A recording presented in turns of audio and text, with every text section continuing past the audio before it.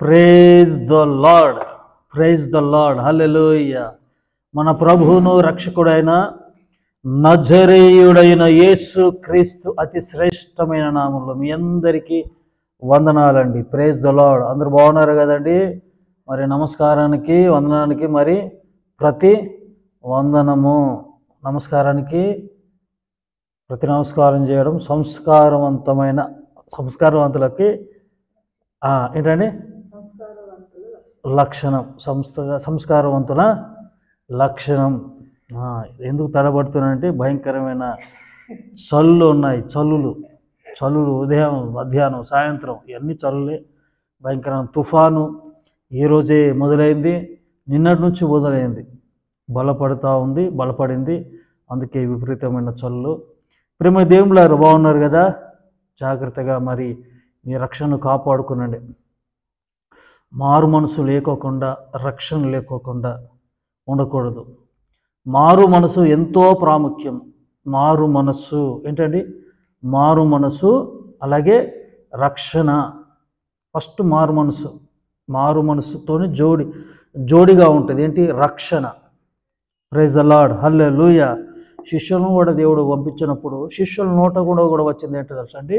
మారు మనసు పొందుడి అన్న పదాలు వచ్చాయి. సరే అండి, మరి ఉదయకాల సమయంలో మరి డైలీ బ్రెడ్కి అంతా పరిశుద్ధాత్ముడు ఇచ్చిన వాక్యం చదువుకుందాం. చూడండి, పరిశుద్ధ గ్రంథంలో మీకు స్క్రీన్ మీద కూడా కనబడుద్ది.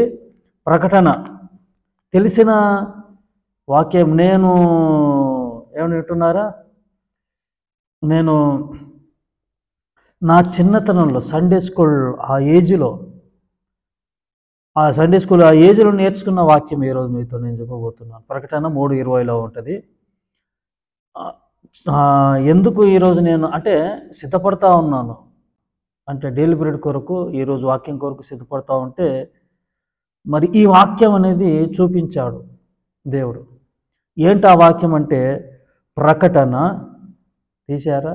వినండి, స్క్రీన్ మీద కూడా కనబడుద్ది. ప్రకటన 3:20 స్క్రీన్ మీద కనబడుతుందండి. ప్రకటన 3:20 సండే స్కూల్ వాక్యం. సండే స్కూల్లో చెప్తారు, సండే స్కూల్లో కూడా చెప్తారు. ఏంటంటే 3:20, ఇదిగో 3:20 చదువుతున్నారా? ఇదిగో నేను తలుపు నొద్ద నిలుచుండి తట్టుచున్నాను. ఎవడైనా నా స్వరం విని తలుపు తీసిన ఎడల నేను అతని ఎదుగు వచ్చి అతనితో, నేనును నాతో కూడా అతడు భోజనము చేయును. స్తోత్రం చెప్పండి, హల్లెలూయా. ఇదిగో నేను తలుపు నొద్ద నిలుచుండి తట్టుచున్నాను. 2 తలుపులు ఉంటాయి. ఏంటండి? ఒకటి ఏ తలుపు? మీ ఇంటి తలుపు. ఏంటండి? మీ ఇంటి తలుపు.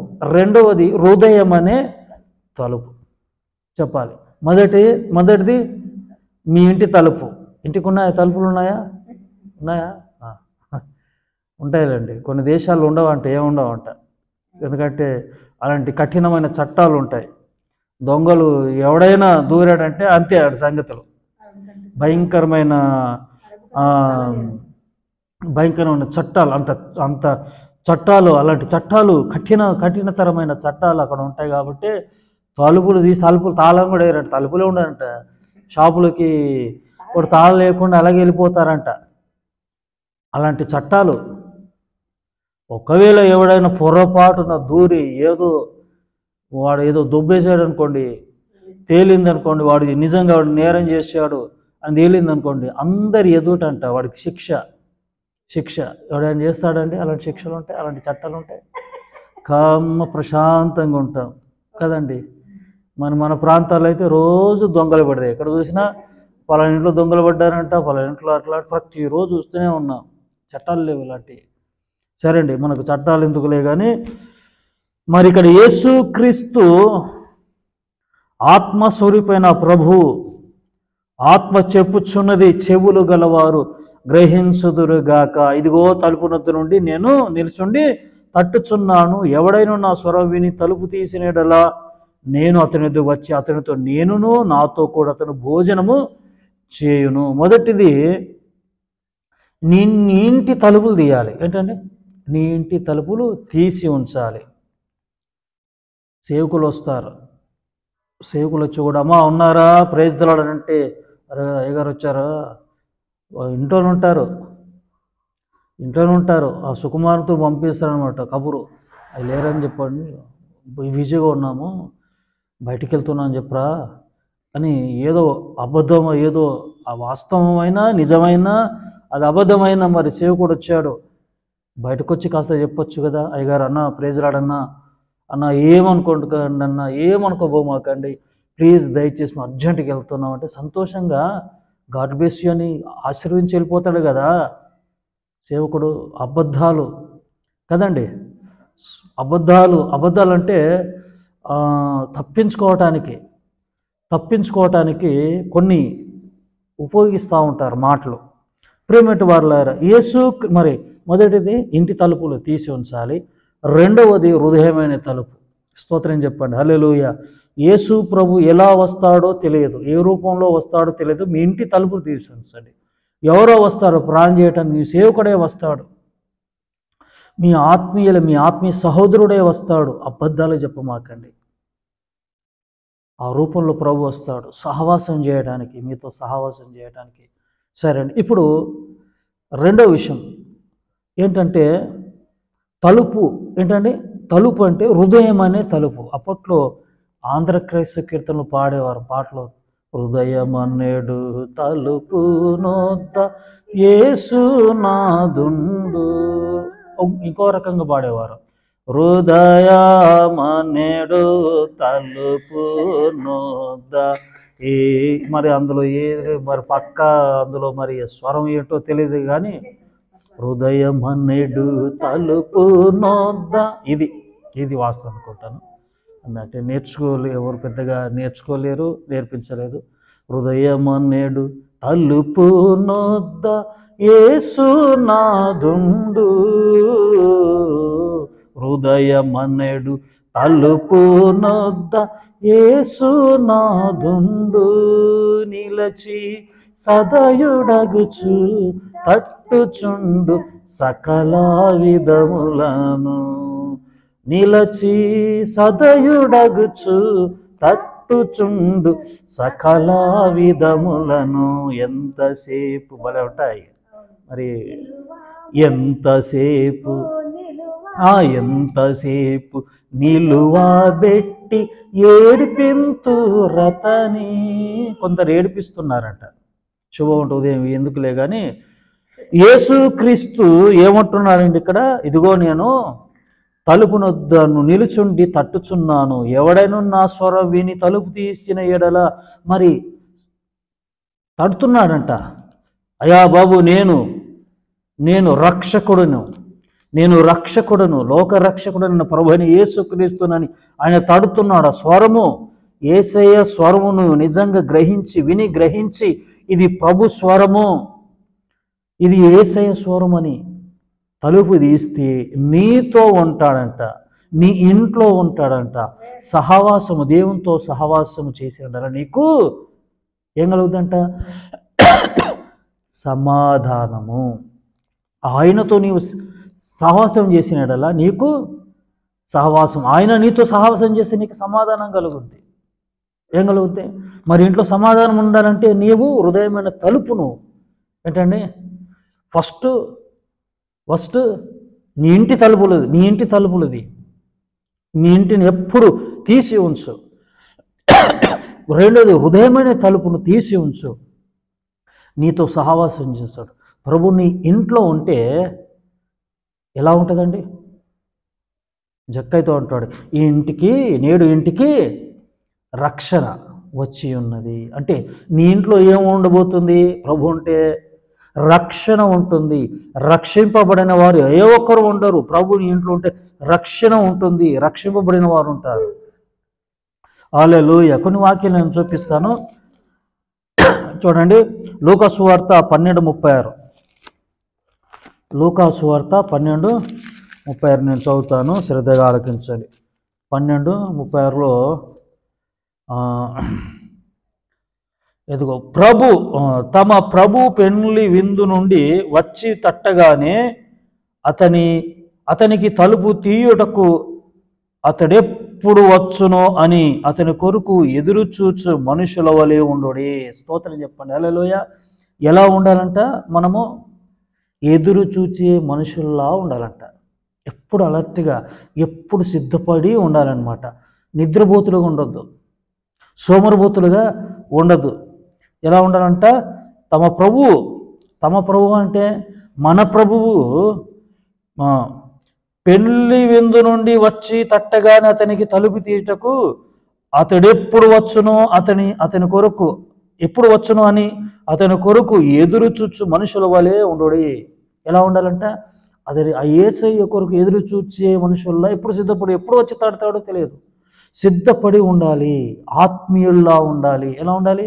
ఆత్మీయుల్లా ఉండాలి, పరిశుద్ధుల్లా ఉండాలి, సిద్ధపడుతూ ఉండాలి.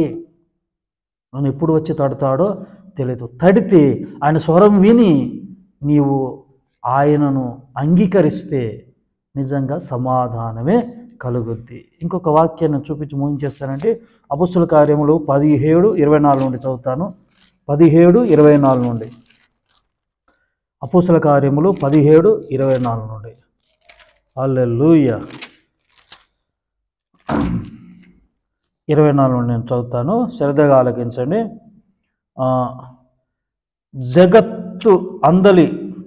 జగత్తును అందలి సమస్తమును సృష్టించిన దేవుడు తాని ఆకాశమునకును భూమికిని ప్రభువై ఉన్నందున హస్తకృతమైన ఆలయములో నివసింపడు.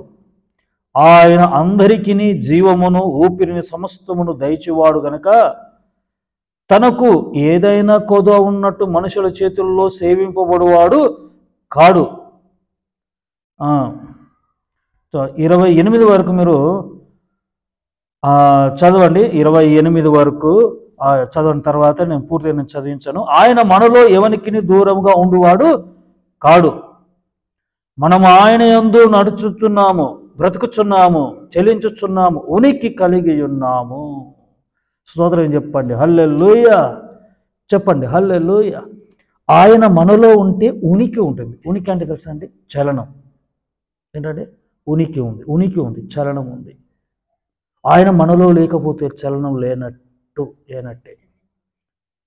లేనట్టే. ఉదయకాల సమయంలో ప్రేమటి దేవునులారా, పైన చదివిన రీతిగా 24లో హస్తకృతమైన ఆలయముల్లో ఉండడంట. మరి ఎక్కడ ఉంటాడు? హస్తకృతమైన ఆలయం దేవుని కొరకు, ప్రభు కొరకు ప్రతిష్ఠించేశాం. ఇది ఆయన సన్నిధి. మరి ఇక్కడే ఉంటాడా అని అంటే ఇక్కడ ఉంటాడు. మందిరంలో కంటే నీ హృదయములో, నీ ఇంటిలో ఉండటానికి ఆయన ఇష్టపడతాడు. స్తోత్రం చెప్పండి. హల్లెలూయా. ఏమండి? మందిరం ఉంది. మందిరము రాళ్ళతో కట్టబడింది, రాళ్ళు సిమెంట్ ఉన్నాయి. కానీ మొదటి ఆది సంఘం ఇలాంటి మందిరాలు కట్టలేదండి. వాళ్ళు సహవాసంగా కూడుకున్నారు, సమాజంగా కూడుకున్నారు. స్తోత్రం చెప్పండి. హల్లెలూయా. కొన్ని 24 సంవత్సరాల క్రితం అనుకుంటాను, 20 సంవత్సరాలు 24 అవుతుంది. ఒక చోట నేను పరిచర్య చేస్తున్నాను ఒంటరిగా. అక్కడ చెట్టు కింద సమాజంగా ప్రతి ఆదివారం ప్రార్థన ఉన్నప్పుడు కూడుకునేవారంట సేవకులకు సంఘం. నాకు డాక్టర్ గారు చెప్పారు. ఆ డాక్టర్ దగ్గరికి అప్పుడప్పుడు వెళ్ళి ప్రార్థన చేస్తుండేవారు. వాళ్ళు ఆ డాక్టర్ గారు దారి గుండా కారులో వెళ్తున్నప్పుడల్లా వెళ్తూ ఉన్నాడు.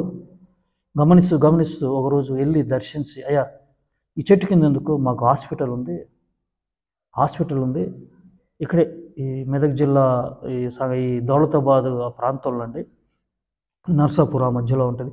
అక్కడ ఆ డాక్టర్ గారు ఏం చేస్తారంటే, అయ్యా చెట్టు కింద వద్దు, ఎదుగో మాకు హాస్పిటల్ ఉంది, అక్కడ మీరు కూడుకోండి అని హాస్పిటల్ తాళం చేయి ఇచ్చేసాడు. అంటే దేవుడు ఎక్కడ ఉంటాడంట?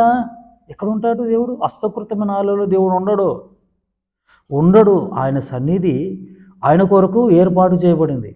ఏమండి? ఇలాంటి మందిరాలు ఎన్ని కూల్చేసినా నష్టం ఏం జరగదు. ఈ మందిరం కూలకూడదు. ఏ మందిరము? దేహం అనే ఇది దేవునికి దూరం అవ్వకూడదు. అందుకే తడుతున్నాను. నా స్వరం వినండి, విని తలుపు తీయండి. నేను మీతో ఉంటాను, మీలో ఉంటాను. మీలో నేను ఉంటే నా ఉనికి మీలో ఉంటుంది అంటున్నాను. కాబట్టి ఉదయకాల సమయంలో దేవుడు ఉంటే ఏం కలుగుద్ది? ఆయనతో సహవాసం చేసేలా ప్రభు అంటున్నాడు. ఇక్కడే అండి, నేను వారితో భోజనం చేసేదను అంటే ఏంటి? సహవాసం. ఇంతకంటే గొప్ప భాగ్యం ఏముందండి?